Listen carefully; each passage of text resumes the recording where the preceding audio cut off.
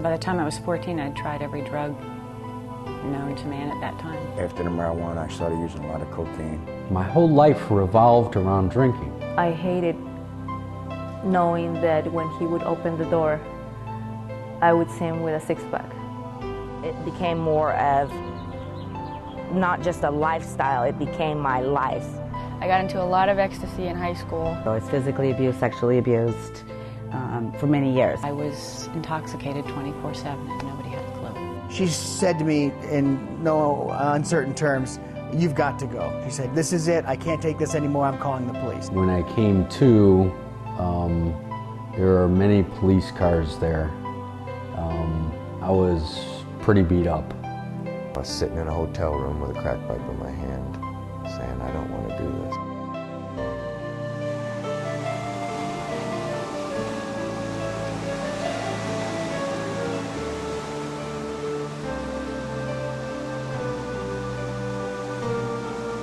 With having a family line of alcoholism, I have a heart for people who are in bondage from alcoholism or addiction. The staff that we have here is incredible. We have people that have been with us here since the beginning, and that's very unusual in this line of business. It's a very tumultuous type of business here, but we've got very committed clinicians and counselors that believe in what we're doing. They understand that we're unique here. It's like a family here. We care about the people that come in here, and we all work together to get the person on the right path. The first day, I was pretty scared and pretty, what's the word? Pretty needy, I guess. I needed someone to maybe take my hand for a little bit and say, hey, you know, it's going to be okay. I believe God's called me to love God, love my neighbor as myself. So the importance of treating these clients with respect, with dignity, with listening to them, with seeking to understand where they're coming from, getting to know them, and also getting to know how I can support them. The hesitation or the fear of getting clean and sober was losing all my coping skills, all my tools. Those were the things that allowed me to be me. Those were the things that numbed the pain. There's an instant knowing of what they're going through. And the gift I have is I'm not talking from a book, I'm not talking from knowledge, I'm talking from experience. I believe that God kept me alive long enough so I could get clean and sober with His help and then be able to relate what I'd been through with other people. I didn't think I'd ever work in my field again because I was so broken. What I learned very quickly is that addiction, alcoholism is a disease. It's an allergy of the body coupled with the obsession of the mind. I didn't know why my life had become just pure chaos. Work wasn't any good. Family wasn't working out. I was pretty desperate. So I was concerned about him getting better, getting help, getting somebody that he could talk to and tell him the right path. I realized all that pain and suffering all those years was for a reason. The way that we set this program up was that it's several different things. First of all, we separated the men and the women, which really helps because we believe through relationships and sex and whatever else we can get from our partner or from a person of the opposite sex, we're going to be okay. Instead of having to deal with the real stuff that's going on, we try and medicate it now with a relationship. My friends, after 30 years, I had to give them up. They still drank. I mean, if you go into the same places, they'd be sitting at the same bar stools and talking about the same thing, you know, and I just didn't have anything in common with them anymore. We are a dual diagnosed center. We treat eating disorders. We treat chemical dependency, which could mean anything: alcoholics, drug addicts, any mind, mood altering chemical whatsoever. They say that 75% of drug addicts and alcoholics are bipolar, and a lot of treatment centers don't deal with that. And if you don't deal with the psychiatric side, along with the chemical dependency side and the behaviors and the cognitive therapy type of stuff, and the 12-step program, a person could be running a great program. They could be running a wonderful 12-step program, going to meetings, got a therapist, got a sponsor, working the steps, And if the clinical side is not taken care of, they can go into depression and get drunk. Most of the clients are there for 42 days. And within that 42-day process, there can be a lot of change. This is my 41st day. I have 42 days tomorrow. And I have become pretty much a completely different person. You know, I got here and I was torn down. I was spiritually bankrupt. My life had fallen apart. My life was unmanageable. And I see a lot of women, most women, come through here and they're in the depths of despair and they're hopeless. And they get here and there's a lot of love here at Pacific Hills. You know, and it's a small, pretty intimate setting. It felt good to be on campus, to talk to the people. It kind of took away some of my fears, made me feel a little more comfortable. The first day I got here, I was very nervous and uncomfortable, but all the girls were really, really nice, really supportive. You know, they helped me feel right at home right away. So that was really nice. It's like a extended family, or like, you know, a sorority house, but no partying. I like the setting, I like the size, I like the fact that, you know, there were a mix of people, different backgrounds, different ages. A lot of them expect like more of a hospital setting. However, when they come into our facility, it's like their homes. We live in actual homes. It's a very warm, comfortable environment. You know, all of our furniture is very nice. It's a pretty place.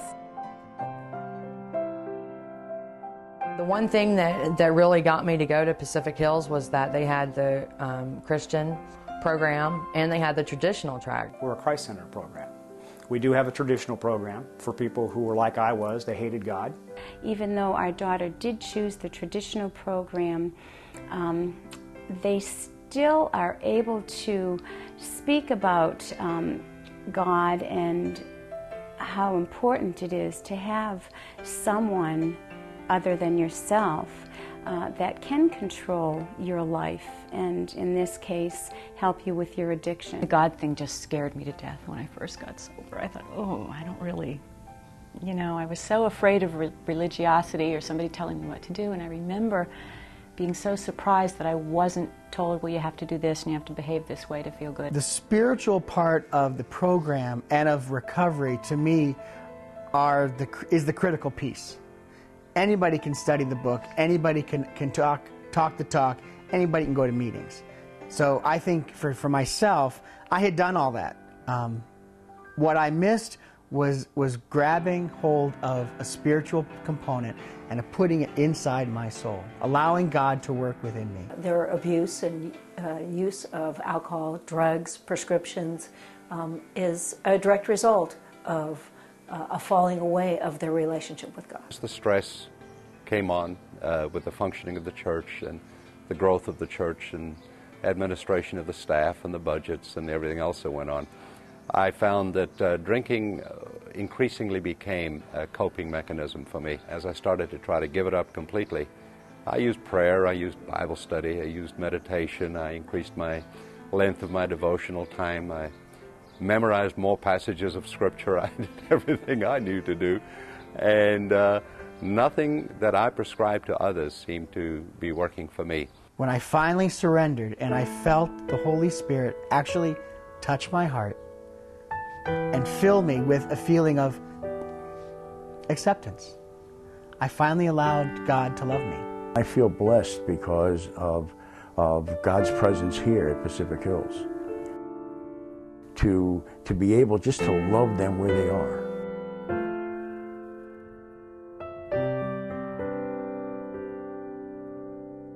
Today we're out here at San Clemente Pier for the purpose of giving the guys some time to unwind, relax, think through their program. They're actually, if they want to, they can actually bring out their materials out here to study in a different atmosphere. I've had people who've never even seen a beach before. You know, a lot of people say, well, that's not what you're there for, but it's important to have fun. I didn't know how to have fun when I came to Pacific Hills. I didn't know how to relax. Dana Point is right like 2 miles from us. We go to the beach 3 times a week. We take them to the harbor once a week. We take them downtown, Del Mar. We have our exercise lady that comes in 3 times a week. We do step aerobics. We do kickboxing.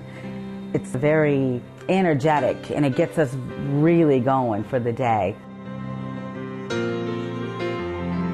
believe that if somebody's truly looking for long-term sobriety, that they can find it here. Even those people that have been through a dozen other treatment centers before. You are always in a place where somebody's there, no matter what you're going through, that you can feel safe. And I think when you're removed from your environment and you don't have to deal with going to work, cooking, taking care of the kids, answering the phone, paying the bills, all the things of everyday life, when that's removed, you get to focus just on you.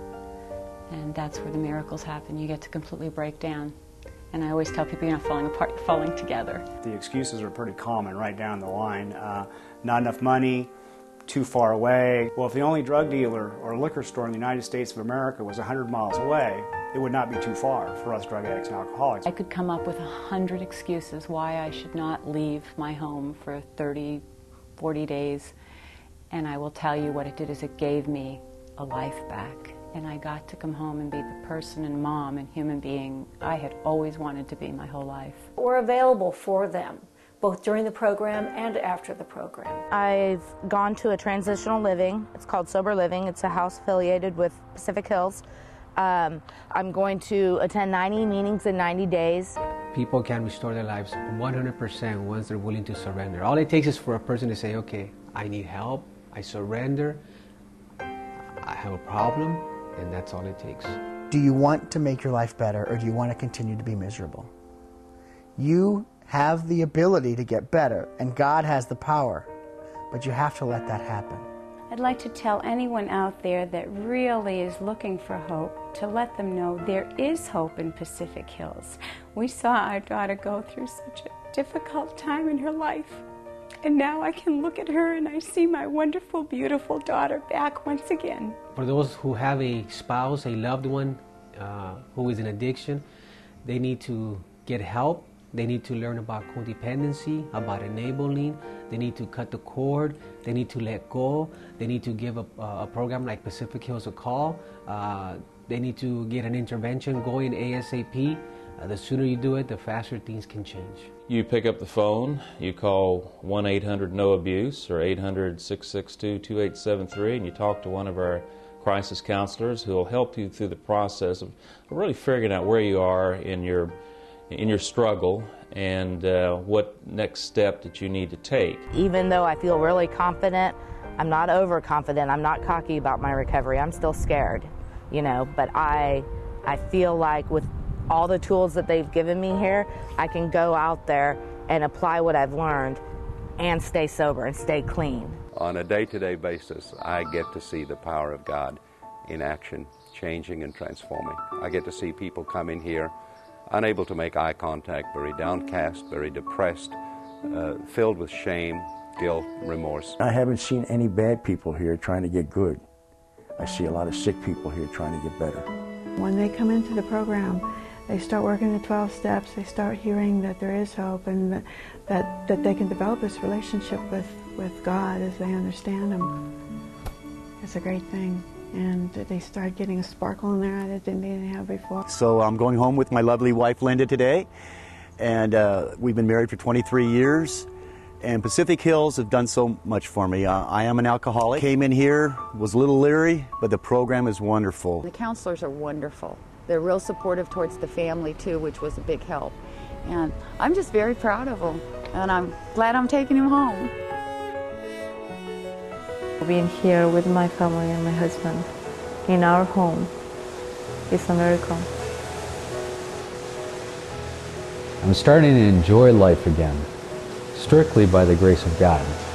I'm looking forward to each day. I'm looking forward to work. I love seeing my wife and kids. Life is good.